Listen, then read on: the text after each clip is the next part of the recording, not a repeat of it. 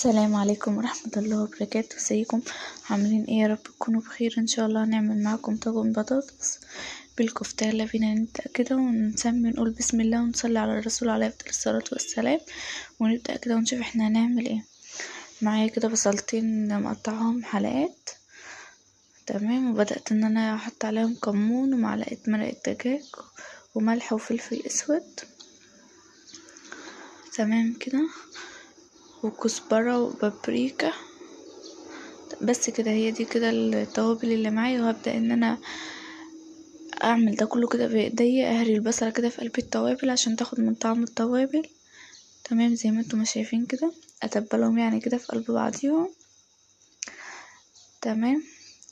معايا البطاطس مقطعة برضو حلقات، تمام. هي كده في مية، اصفيها من مية وهبدأ ان انا انزل بيها كده على البطاطس على البصل والتوابل، وهقلب كله في قلب بعض، تمام، عشان اخلي البصل ياخد من البطاطس والتوابل وكل حاجة كده، كله يعني يتطعم مع بعضه. هنزل بقى هنا كده معلقتين من عصير طماطم، ولو عندك صلصة تمام حطي صلصة، بس هي الوصفة دي اصلا ما بيكترلهاش الطماطم وكده، بيبقى الطماطم فيها خفيفة، حاجة بسيطة خالص. ممكن تلغي الطماطم خالص العصير وتحطي معلقة صلصة، تمام. معايا بقى الكفتة اللي انا عملتها دي، عملتها ازاي؟ الاول كده هنا هنزل بمعلقة سمنة على الوش كده، او زبدة، او لو ما عندكش حاجة خالص ممكن زيت عادي زي ما انت محبة. معايا بقى الكفتة دي عملتها ازاي؟ معايا لحمة مفرومة، ومعايا بصلتين مفرومين، ونزلت عليهم بنفس التوابل اللي انا حطيتها على البطاطس ما عدا البابريكا، يعني نزلت عليها بملح وفلفل اسود وكمون وكزبرة وايه تاني